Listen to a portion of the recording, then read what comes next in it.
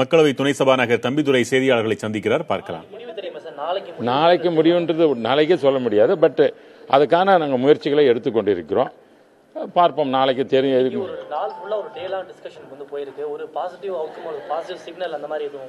இல்லை எல்லாருக்கும் அவர்களும் உணர்கிறார்கள். மத்திய அரசு அதிகாரிகளாக இருக்கட்டும், அமைச்சர்களாக இருக்கட்டும், இதற்கு எப்படி தீர்வு காண்பது என்பதை பற்றி அவருடன் அதற்கு முயற்சி செய்து தமிழக மாணவர் உதவி செய்வதற்காகத்தான் அத்தனை நடவடிக்கை எடுத்துக் கொண்டிருக்கிறார்கள். அதற்காக அது குறித்து அதிகாரிகளுடனும் மற்றும் சட்டத்துறை நிபுணர்களும் பேசிக் கொண்டிருக்கிறார்கள். அதனுடைய என்ன என்பது நாளைக்கு தெரியும் என்று நாங்கள் நம்புகிறோம்.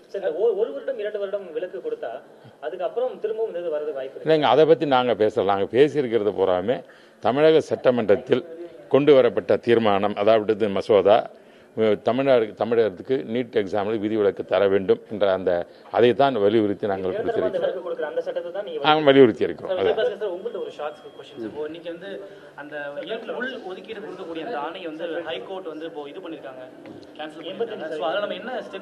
இல்லைதான் இப்போ நம்ம தீர்ப்பு வந்தது மதியானம் செய்தியில் பார்த்தோம். அப்புறம் இப்போ தீர்ப்பினுடைய நகல் கிடைக்கப்பட்டது. இந்த தீர்ப்பை இப்போ நாங்கள் முழுமையாக எங்களுடைய துறை செயலாளர் நாங்கள்லாம் அதை பார்த்துருக்குறோம். அதில் நீதியரசர் சில கருத்துக்களை எல்லாம் சொல்லியிருக்கிறாங்க. அதாவது நாடாளுமன்றத்தில் நம்ம அந்த 10D அதுபடி தான் போகணும். அப்படி இருக்கிறப்ப நீங்கள் ஸ்டேட்டில் தனியாக ஒரு ஜிஓ உங்களுக்கு, அதாவது ஒரு அரசாணை பிறப்பிக்கக்கூடிய அதிகாரம் மாநில அரசுக்கு இருந்தாலும் கூட அந்த 10D வழியாக தான் போகணுன்ற மாதிரி நீதியரசர் தன்னுடைய கருத்துக்களை தெரிவிச்சுக்கிறாரு.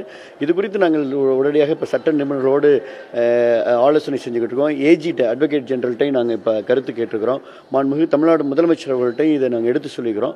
இது குறித்து இந்த நிபுணர்களோடு கலந்து ஆலோசனை செய்து இதில் அடுத்த கட்ட முடிவை நாங்கள் நிச்சயமாக உங்களுக்கு தெரிவிப்போம். இதற்கு இடையில் இன்றைக்கு தொடர்ந்து நீங்கள் காலையிலேருந்து பார்த்துருப்பீங்க, இன்றைக்கி மார்னிங்லேருந்து கண்டினியூஸாக ஒரு 3 தடவை நம்முடைய மத்திய சுகாதாரத்துறை அமைச்சரோட இன்றைக்கி டிஸ்கஷன் போயிருக்கு. அதே போல் honourable minister for prime minister office doctor Jitendran அவர்களோடும் இன்றைக்கு நாங்கள் டிஸ்கஷன் பண்ணியிருக்கோம்.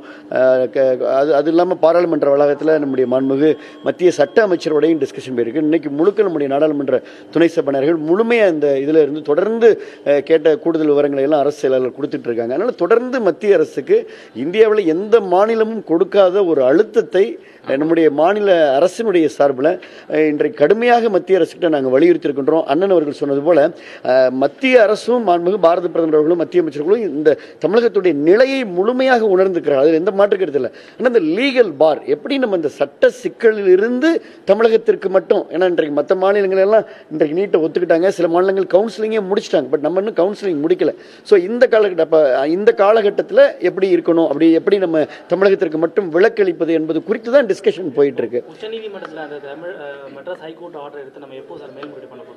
இல்லை அதுங்க மேல்முறையீடு செய்வதற்கு நாங்கள் டிஸ்கஷன் செஞ்சுக்கிட்டு இருக்கோம். செய்வதற்கு உடனடியாக செஞ்சிடும். ஆமாம், நிறைய குழப்பம் இன்னமும் போய்கிட்டு இருக்கு. அதாவது அவங்க ஆர்டினன்ஸ் கொண்டு வருவாங்க, அதுக்கு மத்திய அரசு அனுமதி கேட்கறாங்க. இன்னமும் தொடர்ச்சியா நீங்க சொல்றதெல்லாம் இல்லை, நீங்க சொல்றதெல்லாம் அதுக்கு முற்றுப்புள்ளி வைக்கிறதுக்கு தான் முயற்சி போயிட்டு. நீட் தேர்வு நடந்து முடிந்துவிட்ட ஒன்று இந்த ஆண்டு மாணவர்களுக்காக. அதில் பாதிப்பு இருப்பது உணர்ந்துதான் தமிழக அரசு மாண்புமிகு தமிழக முதலமைச்சர் அவர்கள் பாரத பிரதமரை சந்தித்து வேண்டுகோளை வைத்தார்கள். அதற்கு முன்பு புரட்சித் தலைவி அம்மான் பல்வேறு கடிதங்களை முன்ன எழுதியிருக்கிறார், அவர்கள் இருக்கும்போது எழுதியிருக்கிறார்கள். இந்த நிலைமை உணர்ந்து தான் நாங்கள் முயற்சி செய்கிறோம். ஆகவே இதில் ஒரு முற்றுப்புள்ளி வைக்கணுன்றதுக்காக நம்ம முயற்சி செய்து கொண்டிருக்கிறோம். அதனால் பரீட்சை எழுதி முடித்திருந்தனால இதில் மாணவர்கள் ஆங்ஸைட்டி பட வேண்டிய அவசியம் கிடையாது. இல்லை அது அவசர சட்டம் கொண்டு வந்து இல்லை, சட்டமன்றத்தில் தான் தீர்மானமே கொடுத்து மத்திய அரசு அமைச்சிருக்கிறோம்ல, அது நடவடிக்கை என்னன்னு தெரியாத பிறகு எப்படி செய்ய முடியும்? இல்லை, நாங்கள் பர்மனன்ட் எக்ஸம்ஷன் தான் நாங்கள் முயற்சி பண்ணிட்டாங்களா. 1 வருஷம் 2 வருஷம் கேட்கறது அதுக்கு முறை இல்லையே, அதுக்காக இல்லையே. அது எப்படி ரிலீஃப்? நாங்கள் எங்களுடைய கொள்கை என்றது தானே, எங்கள் கொள்கை அடிப்படையில் தான் நாங்கள் எல்லாம் அணுகி கொண்டிருக்கிறோம். அது இன்னும் மத்திய அரசும் பரிசீலனை செய்து கொண்டிருக்கிறது.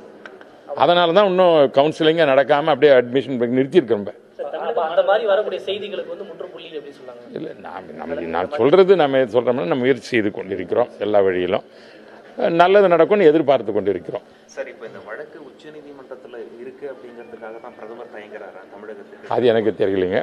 பொதுவாக சட்டம் உச்சநீதிமன்ற ஒரு தீர்ப்பு இருப்பதின் காரணமாகவும் சில சட்ட செயல் இருப்பதின் காரணமாக அது இருக்கலாம். எங்களுக்கு தெரியாது என்னன்றது. அவர் துறைக்கு அனுப்பியிருக்கார். அது இன்னைக்கு மேல தான் தெரியும்.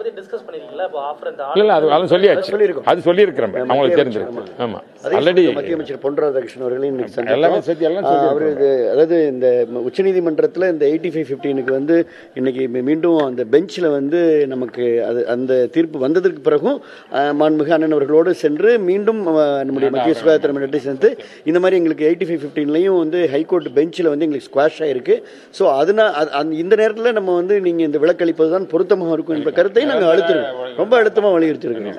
இன்னொரு கொஸ்டின் கேட்கணும். இப்போ பீகாரா இருக்கட்டும், அவங்க எஜுகேஷன்ல நம்மளோட பின்தங்கி இருக்காங்க.